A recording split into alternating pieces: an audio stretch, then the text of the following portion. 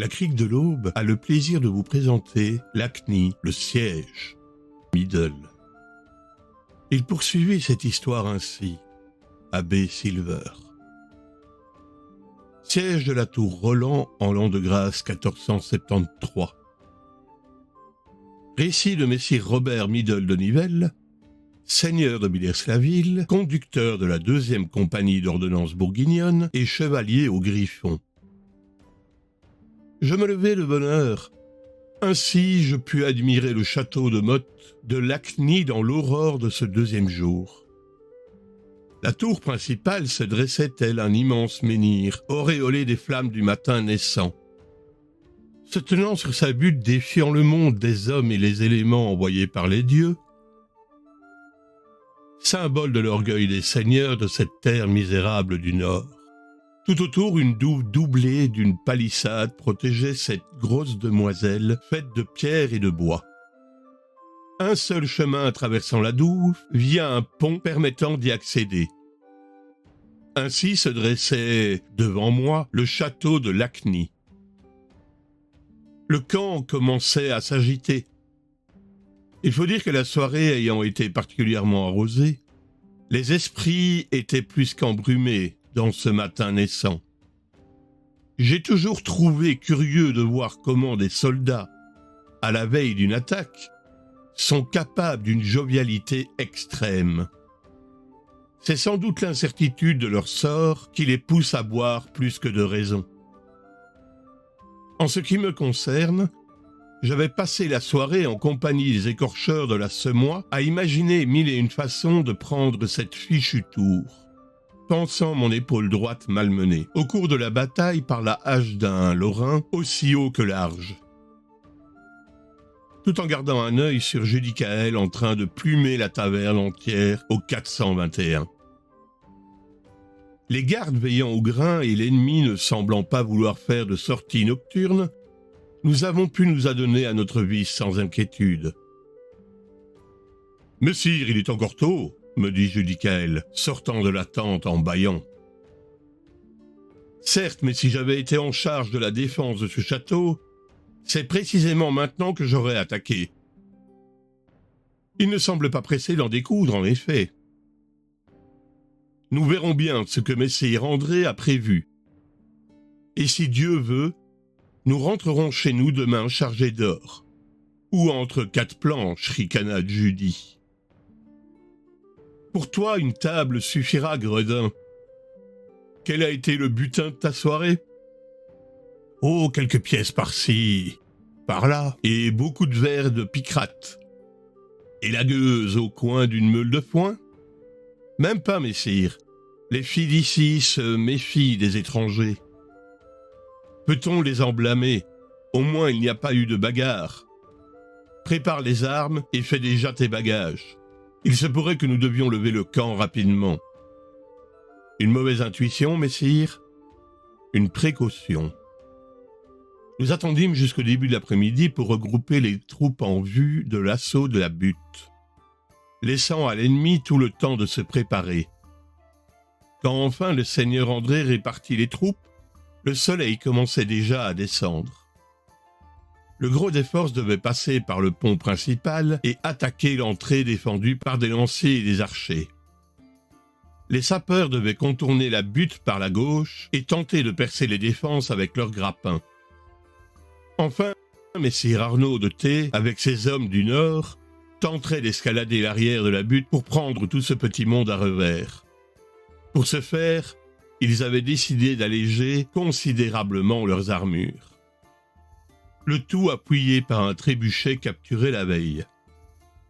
Me tenant à côté de messire Augereau durant le briefing, je ne pus m'empêcher de lui faire remarquer que pour une fois, le plan me semblait bien pensé. « Et c'est encore nous qui allons faire le plus dur, me dit-il. »« À vaincre sans péril, on triomphe sans gloire, précisai-je en souriant. » L'ennemi aussi s'était malheureusement organisé. Archers et lanciers de Saint-Georges et Saint-Michel, avec leurs tabards bleus et jaunes, défendant l'entrée principale, les mercenaires s'étaient répartis le long de la butte pour pouvoir repousser les attaques de flanc. Le peloton principal allait devoir passer sur le pont, puis monter une pente avant de pouvoir attaquer les 2 palissades jouxtant de part et d'autre le chemin. Le tout arrosé par les archers adverses. Une rude tâche en perspective. Délaissant ma hache, je choisis de prendre ma lance, ce qui me permettrait de couvrir un flanc. Les 2 groupes armés se faisaient face. Un florilège de couleurs brillait sur la plaine de Lasny. Le silence d'avant-bataille régnait. C'est toujours si beau au commencement, me dis-je. Chargez! Hurlant Messire André. Le peloton principal avança comme un seul homme, les boucliers levés en tortue et progressant sur ce maudit pont, par 3 de face. Arrivés au milieu, les flèches commencèrent à pleuvoir. Nos archers en contrebas ne pouvaient apporter un soutien suffisant pour nous couvrir. Serrés les uns contre les autres, grognant et sifflant, les hommes avançaient, chacun essayant de s'abriter du mieux qu'il pouvait derrière les boucliers, conscient que le moindre intervalle pourrait laisser passer un projectile fatal. C'est une étrange camaraderie qui s'installe dans ces blocs de combat alors que l'on marche vers une mort probable. « Halte, genoux à terre !» cria André une fois arrivé au bout du pont. « Baliste !» cria un des hommes du premier rang, provoquant immédiatement un raidissement de tous les combattants, prêts à encaisser l'impact. Le trait percuta le premier rang avec une telle force que tout le bloc vacilla, mais tint bon. « Debout et en avant !» hurla André. L'ascension de la pente commença. Pas après pas, suant sang et eau sous le poids des lourdes armures. Toujours en tortue, la terre meuble n'arrangeait rien à l'affaire. Un homme tomba à gauche, puis un deuxième, en première ligne. Les archers commençaient à trouver les failles. Je fus percuté à 2 reprises par des projectiles. Mon armure me sauva à chaque fois. Relevant la tête un court instant, j'aperçus un archer en armure de l'Est décochant flèche sur flèche, abattant un combattant sur ma droite, le diable. Arrivé à 1 mètre de défense, la ligne d'attaque passa à l'action. Les boucliers percutèrent la ligne de lanciers et les hommes s'élancèrent à l'assaut des barricades. Messire Augereau et ses hommes tentèrent d'escalader la pente de gauche d'où tiraient les archers. Armé de ma lance, je restais en soutien des boucliers qui tenaient à grand-peine la ligne. Je tranchais et coupais plus de jarrets et de tendons que je ne pouvais en compter. À un moment, un guerrier enhardi avec une cotte rouge et bleue tenta de briser notre flanc droit en le percutant violemment.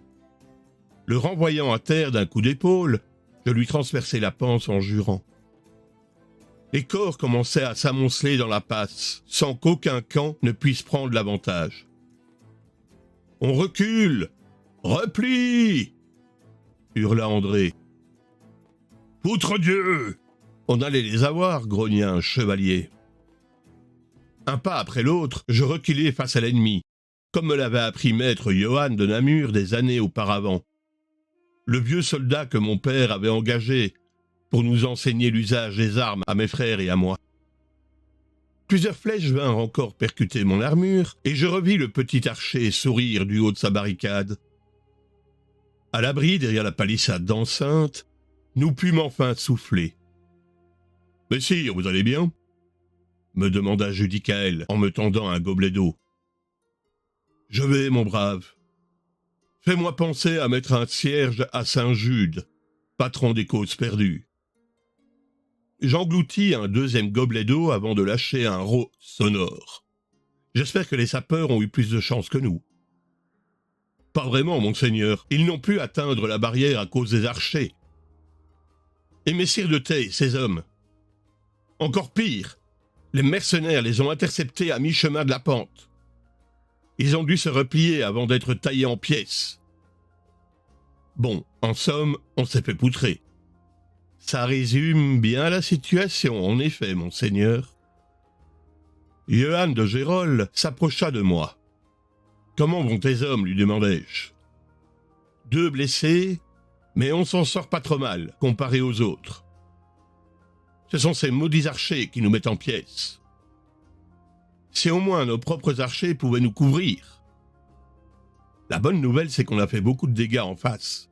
La preuve, ils n'ont même pas essayé de nous poursuivre. André va nous chercher encore et encore si on ne s'organise pas rapidement. On ne sera pas beaucoup à se partager le butin. Te souviens-tu du siège de Trasny avec le chevalier Patrick, dit le canon? Et comment?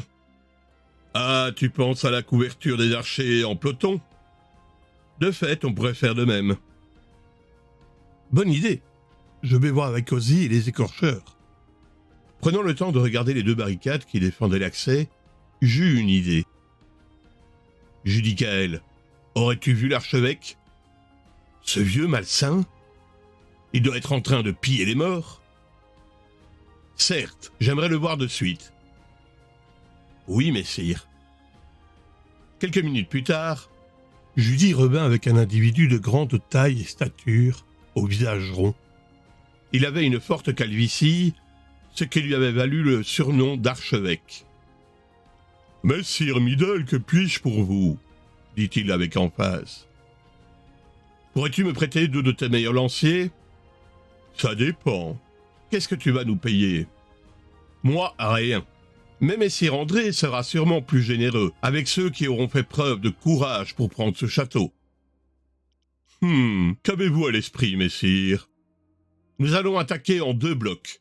Le premier attaquera la ligne de lanciers, le deuxième la barricade de gauche pour neutraliser les archers. Nos propres hommes de trait se positionneront entre ces 2 blocs pour pouvoir nous couvrir. Et en quoi as-tu besoin de mes lanciers? Je me charge de l'attaque de la barricade de gauche, mais j'aurai besoin de 2 lanciers légers pour escalader l'obstacle pendant qu'on occupera les archers. Ah, ça me plaît comme idée. Mais cela vous coûtera 2 pièces par lancier, messire. D'accord, je te payerai après l'assaut. Non, de suite, vous pourriez ne pas survivre à cet assaut, dit-il avec un éclair mauvais dans les yeux. Possible, mais j'ai sûrement plus de chances que toi de m'en sortir, répliquai-je. Ha ha ha, décidément les gens du Nord ont de sacrés bleus, rit-il. C'est d'accord. À cet instant, le nain vint nous interrompre. Messire Middle, on est prêt pour relancer l'assaut. Parfait, et où est messire André? Il est pas mort quand même. Non, non, mais après le premier assaut, il est entré dans sa tente et n'en est pas encore sorti. Eh bien, mon cher archevêque, il semblerait que vous ayez une promotion. De tout temps, les grands généraux ont toujours cru que plus une arme de siège est grande, plus elle fera de dégâts. De plus, ces mêmes généraux pensent qu'en hurlant avant de tirer, cela va aussi augmenter les dégâts. Alors quand j'exposais ma théorie à Judicaël, messire André était sorti de sa tente et allait illustrer mon propos grâce à l'arme de siège ultime que nous avions capturée hier. J'ai nommé messire le Trébuchet. Celui-ci était d'une taille impressionnante, 3 mètres de haut pour 5 de long, une sacrée bestiole. 5 hommes s'affairaient autour du monstre. « Qu'attendez-vous, sacré bon sang ?» râla André. « Nous sommes presque prêts, messire. »« Alors, tirez !» Le trébuchet bascula et la pierre partit. « Trop à gauche et trop loin !» maugréa André. « Si les engins de siège étaient fiables, ça se saurait !» rigola l'archevêque. « Et si on se concentrait sur la prochaine attaque ?» suggérai-je. « Paf !» Le trébuchet a touché le toit et décoché une tuile, ricana un des soldats. « À ce rythme-là, on en aura pour tout l'hiver !» ricola un autre. « Zing !»« Butch, je crois qu'il a cassé une vitre. »« Bigre, en plein sur les vitraux de la chapelle. Ça ne porte pas malheur ?»« Je pense que cela dépend du saint sur le vitrail. Saint-Jean, en plein dedans. Saint-Nicolas, t'es dans le cas... » « Dites donc, vous deux, ça vous dirait pas de vous manier et de rejoindre les rangs, bande de flemmards ?» hurla le sergent des écorcheurs. Bon gré, mal gré, nos 2 soldats philosophes rejoignirent le bloc. Cette fois-ci, l'ennemi avait formé 2 lignes de défense centrales. Notre premier bloc avec les hommes d'Augerolles, en première ligne, avança sur le pont. Directement, les archers adverses commencèrent à les arroser. « Archers à vous !» criai-je. Nos hommes de trait bien protégés derrière les boucliers rendirent enfin l'appareil à leurs homologues en défense, les obligeant à s'abriter derrière les barricades. Le premier rang de boucliers percuta rudement la ligne centrale dans un énorme fracas propre à réveiller les morts. Les lanciers se lancèrent à l'assaut de la palissade de droite, obligeant les hommes qui la gardaient à s'abaisser. Johann de Gérolles, avec les 2 écorcheurs, entreprit d'escalader le flanc de la colline par la gauche. Je me lançai à leur suite armé de ma lance. Un archer apparut sur le parapet, flèche encochée. Avant qu'il ait pu tirer, je lui plantai ma pointe dans l'épaule. Il lâcha son arc en hurlant avant d'être achevé par l'un des 2 lanciers. Il me fallut plusieurs minutes pour franchir la barricade. Maudit dos! Le parapet avait déjà été nettoyé de ses défenseurs quand enfin j'arrivai à me hisser. « On va faire contourner le tour et faire le ménage !» cria Johann. S'ensuivit un grand bain de sang. Les défenseurs de la ligne centrale se mirent à fuir dans tous les sens. Avançant en formation serrée, nous tuâmes sans merci tous ceux que nous croisions. La hampe de ma lance était couverte de sang. Les derniers hommes de messire Sigismond se regroupèrent sur un coin de la butte. Leur seigneur s'était retranché dans la tour. Nos soldats encerclèrent ce dernier carré. Quartier ne fut ni demandé, ni accordé. Simplement la mort qui frappe les corps qui s'amoncellent. Dans le sang, les hommes naissent et meurent. Quel carnage pour une simple tour! Et où est ce foutu seigneur? M'écriai-je. « Messire! Messire !» cria Judicaël en courant vers moi. « Qu'y a-t-il? Des renforts arrivent? » « Non, mais des dizaines de civils s'échappent de la tour. Nos gardes ne peuvent les contenir. »« Ah, Sigismond doit être parmi eux déguisé en laideron. Qu'importe, va voir ce qu'il y a à récupérer de valeur et rejoins-moi à la tente. »« Bien, messire. » Je rejoignis Augerolles.